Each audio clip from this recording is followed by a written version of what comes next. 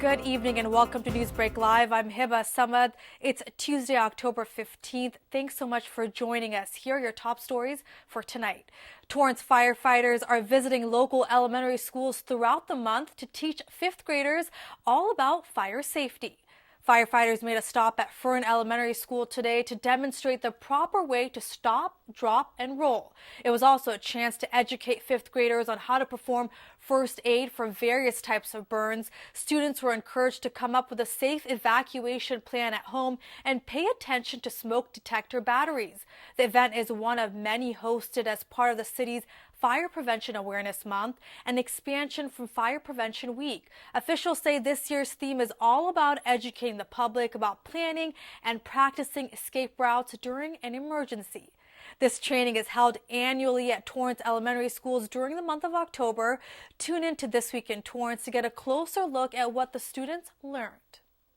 It's that time of the year again to pick out the perfect pumpkin for your home. And there is no better place to do so than family-run Tughavi Farms Pumpkin Patch, located at the Dalamo Fashion Center parking lot off Hawthorne Boulevard. You can have your pick from more than 10,000 pumpkins. Officials from the patch say the best way to pick the right one is to look for clean round shapes without any dents. Pick a pumpkin with a firm green stem. It's more likely to last longer. Make sure your pumpkin sits flat on the ground. The pumpkins at this lot are grown in Stockton, California, and have become a staple in the Southern California region over the years. To make the experience even more special, they have a petting zoo, face painting station, pony rides, and children's activities to make sure it's a memory families won't forget. This is the pumpkin patch that has been around forever. The previous owners, their parents ran it. The kids that were coming around with their parents had been at the same pumpkin patch when they were kids. We had an owner change 3 years ago to two amazing, great owners too.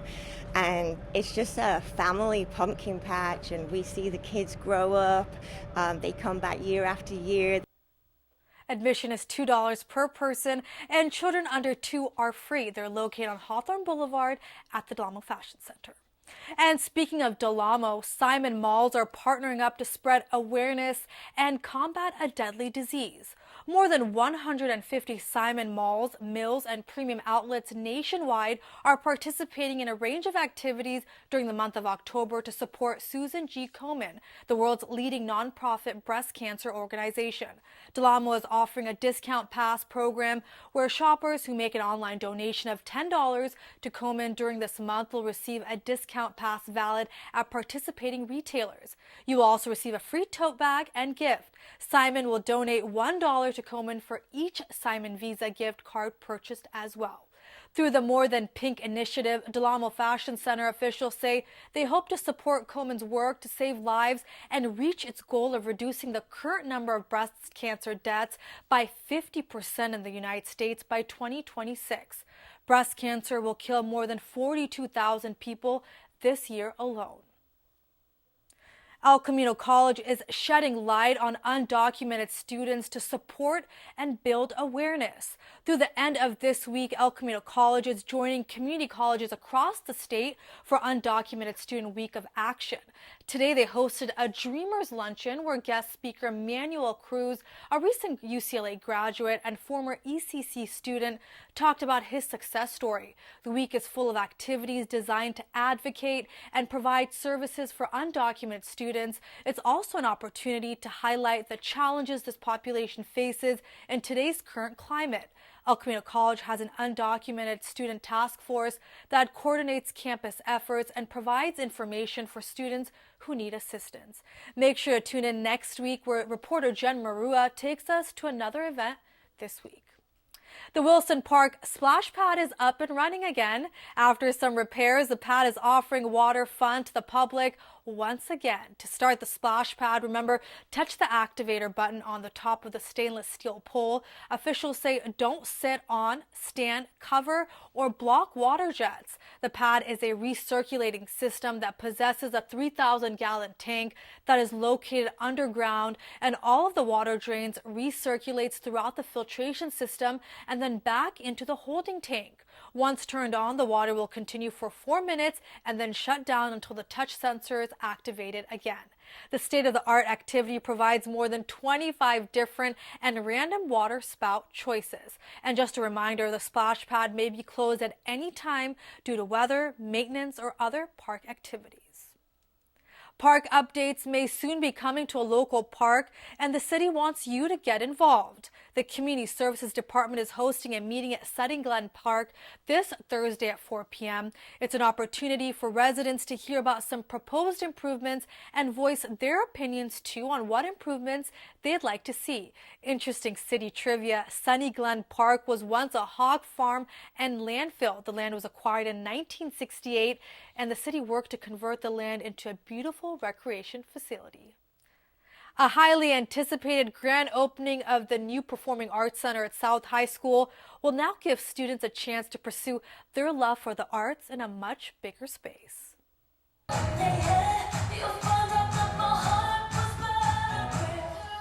There was no better way to show off South High School's state-of-the-art Performing Arts Center than to have various students show off their talents on the new stage. The facility can now fit 500 people. 3 levels of study of jazz music, choir program, and the drill team were given an opportunity to perform for the first time at their new home. Before this facility opened, students would use a cafeteria and a black box theater that was built to fit for 100 people. The new center will now be home to all the performing arts at the high school, an opportunity to perform and grow their skills. Teachers say they have a CTE pathway where students learn from industry mentors on how to do a job and land one in a professional setting. A lot of my kids I take with me into real-world jobs, and so now that they have a realer, more industry standard experience, it'll be a lot easier to take them to new jobs and say, oh, I've got a kid who knows how to run this and run that and build this, and here you go. They plan to open up the center for the community from various events and make it more accessible. Thanks to voters, nearly $500 million of bonds were passed to bring changes to schools across the district. Now tune into This Week in Torrance to find out what the principal of South High School had to say about the grand opening. The Torrance Police Department is urging people to take steps to protect their bicycles from getting stolen. Officials say bicycle theft is considered a property crime they see too often, and it can be hard identifying a stolen bike, making it difficult to return to its rightful owner. In an effort to provide stronger resources to victims of bicycle theft, TPD is urging people to register their bikes and to share information about it online. Another option is to bring your bike into the station, and a member from the traffic division will take down required information and place a registration sticker on your bike. Then the information will be entered into the database in hopes of recovering the bike and giving it back to the owner if it's stolen. To register, head to torranceca.gov/bicycle registration. And registration is still open for a free program that will help you conserve water during those rainy days. City of Torrance is hosting its free rain barrel program once again on November 2nd, but with limited supplies, you can register now to get your hands on one. Officials say the grant-funded initiative diverts rainwater from your roof using gutters and downspouts. Collected rainwater can be used for watering plants, gardens, or lawns. Rainwater harvesting is a simple way to conserve water, save money on your water bill, and protect the environment. Each rain barrel comes with a vector control approved built-in mosquito net. Now, if you'd like to get one, you must be a Torrance resident, and there is a limit of 2 barrels per household based on availability. Also, the rain barrels are given away on a first-come, first-served basis, and you must mount and install it to a rain gutter or downspout. The event is in partnership with South Bay Environmental Services Center. It will take place at West High School from 9 a.m. to 1 p.m. on November 2nd. To register, head to sbesc.com. Now let's get to the weather. Today it was sunny with a high of 73 degrees and an expected low of 62 tonight. Then tomorrow, despite some clouds, it'll warm up to nearly 80 degrees. And then on Thursday, there'll be a high of 71 and a low of 59 degrees. As a 4.5 earthquake hit the San Francisco Bay Area just last night, millions across the state are now preparing to participate in the 12th annual Great Shakeout earthquake drill this Thursday. The Great Shakeout drill put on by the California Earthquake Authority encourages people at school, work, and home to practice and prepare ways to survive the next big one. At 10:17 a.m. this Thursday, nearly 20 million Americans will drop, cover, and hold on for 2 minutes. It's an opportunity to practice how to be safer during earthquakes and to encourage you, your community, your school, and organizations to update emergency plans and supplies to prevent damage and injuries. The city of Torrance is participating in the annual safety event in a continuing effort to ensure employees understand the immediate actions to take in event of an earthquake. You can go online to shakeout.org to see what places around you are participating, or you can register your participation. If you have a Yahoo account, it may get you a piece of a $117.5 million class action settlement. Yahoo could owe their email users $350 or more due to a privacy breach settlement. If anyone with an account between January 1st, 2012 through December 31st, 2016 is able to take part in the class action settlement.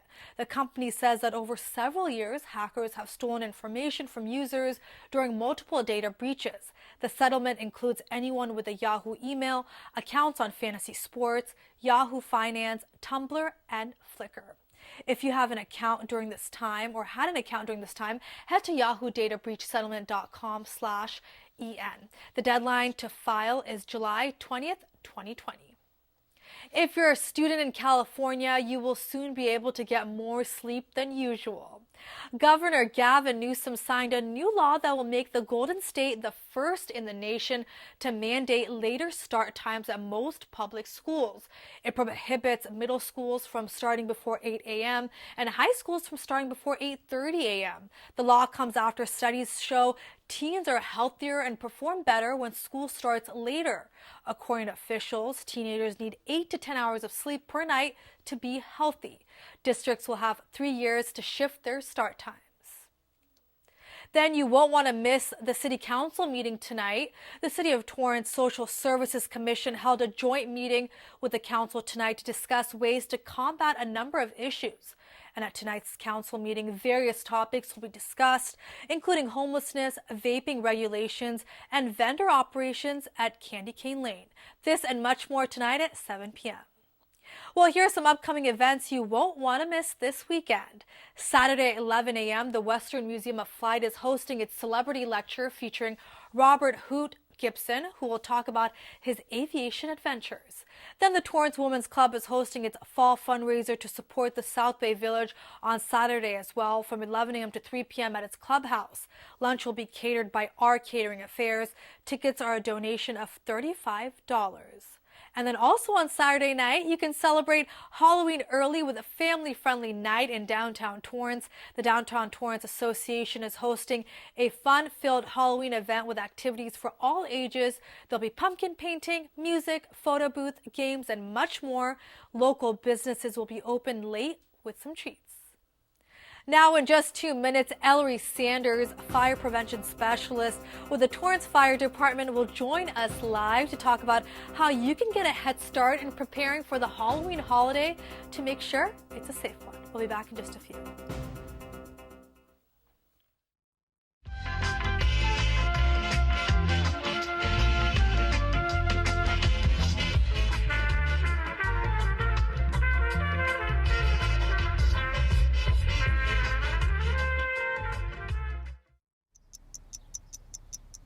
Yes, but I see you don't have a college degree. Well, no, but okay, well... Wait. Before you skip over me, can you at least hear me out? No, I do not have a college degree, but I've been working 2 jobs since the age of 18. I've been doing internships while raising my little brother, and any moment that I can spare, I'm studying, just trying to better myself. Okay, I'm ready for this. Wow.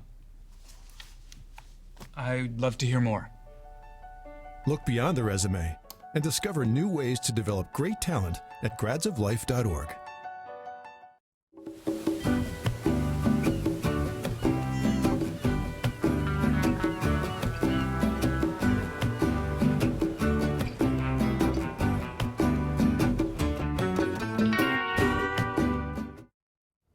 what to expect when you're expecting a teenager.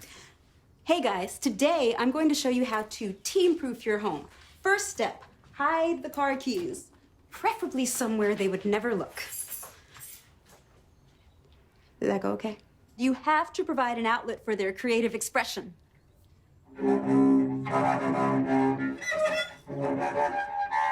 So good. Challenges will come up. Be ready for them. Hi, honey. I'm ready for the... Mom, you don't use mannequins in the mannequin challenge. You don't have to know it all to be a perfect parent. Thousands of teens in foster care will love you just the same.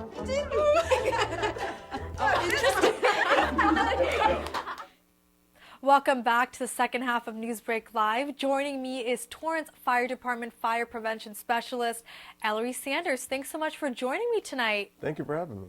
We're going to talk about how families can stay safe as the holiday season kicks off with Halloween. And right now, families are in the process of finding the perfect Halloween costume. So what are some tips that you have to make sure they're buying safe costumes for themselves and children? So the holiday season is a lot going on. There's a lot of activities, from activities at the schools, activities at the mall, and most importantly, the trick-or-treating, right? So there's a lot of kids that's dressing up, even adults. I encourage adults to dress up with their children as well. So everybody's dressing up. They are receiving a lot of candy, a lot of treats, and there's a lot of activities. So we're going to talk about some more within the segment here of what exactly to watch out for and to look out for. When it comes to costumes, you did mention, take a closer look at the fabric you're buying. Cotton and linen, no go. They catch on fire real quickly. Tell me a little bit about wearing bright and reflective clothing.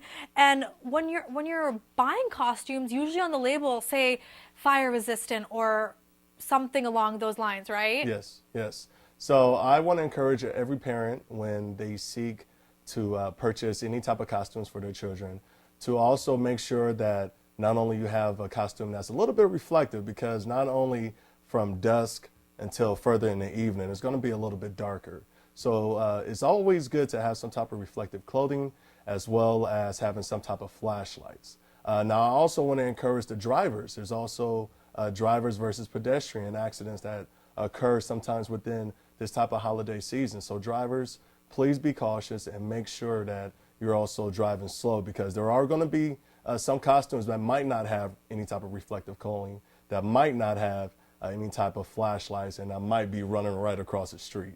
So I want to make sure everybody is cautious. Great tip. And sometimes you have like the long cape or other parts of your costume that kind of trail behind you. Yes. That's also not recommended, considering a lot of Halloween decorations have candles and flammable aspects to them. That's true. There are alternative ways, instead of having an actual flame to light up the jack-o'-lanterns. I understand it's tradition. I understand that's how it has been for many years. But because of many fires happening, and that has occurred within the evening, I also want to encourage any type of parents to still make the jack-o'-lanterns with your children, but use alternative means. Instead of an actual flame, maybe a light to put inside, maybe a light that's battery powered. And also, if there is some type of electrical or any flame, to make sure that is away within the walkway and not actually in the way of children that might be having some type of a long fabric material. And even though this is a no-brainer, at this time people are, putting out dried flowers, corn stalks, crepe paper. These all catch fire easily, and as you just mentioned, they should be out of the way of anything that can catch on fire. That's and correct. Flames. So tell me, during this time, there are some skills that you mentioned that it's a good reminder to tell people. Can you talk to me about that, just in case, God forbid, if there is an emergency? Okay, so if there is an emergency, there always needs to be a plan. I always want to encourage every parent that has a children, anybody that's even going out to celebrate this type of evening, to always have a plan, especially for children. Children, make sure you ask mom and dad to, if there's a plan, if they know their actual home phone number or any relative's cell phone number, call in 911. If there is an emergency and let's say their piece of costume is actually catches on fire, to always remember stop, drop, and roll, which is what we always educate every children. And obviously know the basic, call 911, have a buddy system, especially during trick-or-treating. You know, the holiday is all about, you know, scaring people and whatnot. What tips do you give family members? I know you mentioned the flashlights and that sort of stuff when they're out and about. So in addition to having some type of reflective clothing and also flashlights, I understand that children also want to wear a mask. So some masks are so developed and the FX material is so great, it's possibly that the child will have a hard time in actually seeing outside that mask. So because of that possible hazard, I also want to encourage children to face to be painted the least, especially with a hypoallergenic type of makeup. And if they are going to wear a mask, make sure that the eye portion is viewable and seen. And I understand that some kids also want to get a little bit deeper into the Halloween spirit, and sometimes they will actually put in contacts. So make sure you talk to an eye doctor before you put in any type of contacts. What are some steps people can take to make sure their homes are safer during this time, as well as the other holidays are approaching, you know, with Christmas, Thanksgiving? It's all going to be here very soon. All decorations. So that goes towards the decoration portion. I understand with the open flame, if you are going to use any type of candle, to make sure that it's not close to any type of fabric material as of drapes, make sure that the walkway is nice and lit. We have to understand that kids are excited. They might have some sugar already within their system, so they're going to be running around everywhere. So the walkway might not be the location where they're going to be walking. They might be running across the yard. So I just want to encourage for every homeowner to make sure that anything that's within the yard that can snag, or if you have any holes that's in the yard, make sure you fill them up, as well as make sure that it's a little bit lit, because it's going to be dark in that evening also. And as you mentioned earlier, never cut across yards or use alleys, and of course, always obey the law. Yes. So tell me about fire alarm systems and smoke alarms. This is a mission initiative that the Torrance Fire Department's always pushing throughout the year. Yes. Make sure your smoke alarms are working, the batteries are working. Talk to me about that. So we've actually increased our education within the community, especially this time of the year, since it's Fire Prevention Week and also Fire Prevention Month. So what we're educating the community, fall season is approaching, right? So we want to go ahead and change our battery power type of smoke alarms, as well as if it's spring forward, fall back, that type of acronym and that type of saying. We want to make sure that parents and also children understand that we need to make sure that our smoke alarms work, and also our CO detectors, which are carbon monoxide detectors, are active and they work. Now, as you mentioned, with fall here and the weather slowly getting colder, people are bringing out their blankets, their space heaters, and unfortunately this is a time where there's a lot of home structure fires.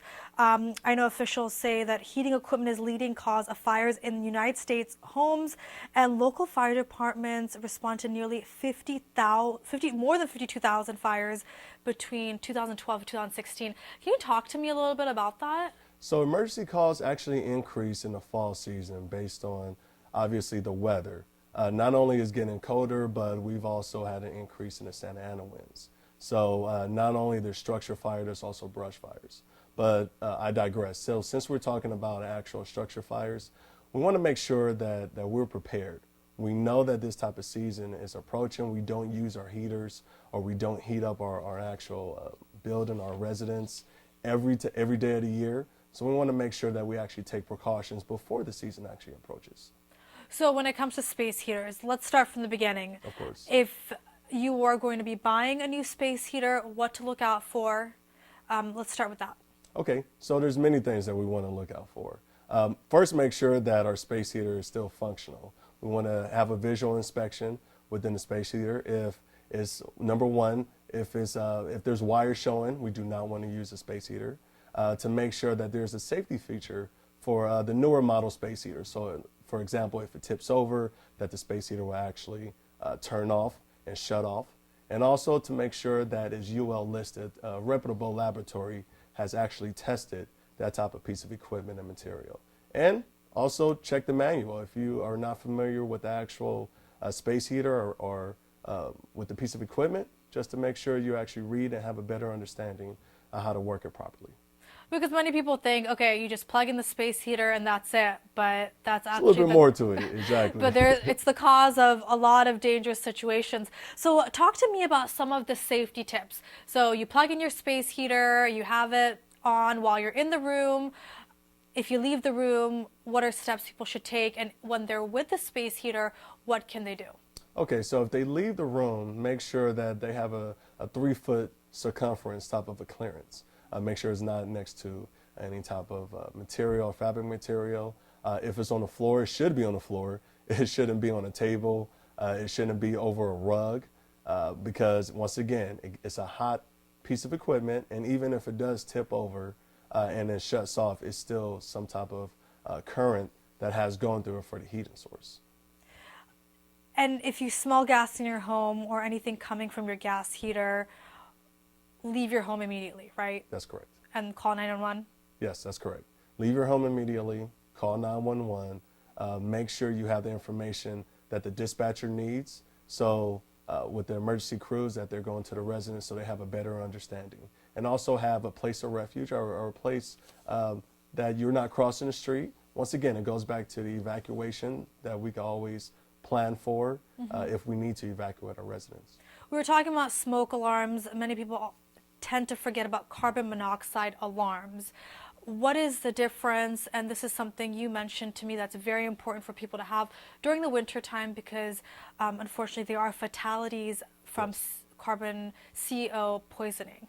Yes, so carbon monoxide poisoning in conjunction with having a CO detector. Once again, we talked about heaters. So if we're not using our heater, but depending on the residents, they turn off the heaters, but there's some type of gas that still might be possible for it to leak. So one is odorless, one is tasteless. We can't see it, we can't smell it. And the time that it actually happens for a possible emergency is the time that we're actually sleeping. So we want to not only encourage for those smoke detectors to be functioning by any residents, but also to have our bedroom doors closed. Because if there is a leak, at least that there is some type of barrier. In conjunction with smoke detectors, an actual smoke detector detects, or a smoke alarm, it detects the smoke in the room, and both detectors should sound an alarm. What are, before we go, what are some resources the Torrance Fire Department offers when it comes to smoke alarms and carbon monoxide alarms? What can you guys do to help community members who may have questions or want someone to come out and check out their alarm? Or they could reach us by various ways. Number one, by going to torrancefiredepartment.com or .gov. That's one resource. Another resource is through Facebook. And you could always call us. There's also non-emergency numbers to make sure, because a lot of people just don't have that information or they're not too familiar.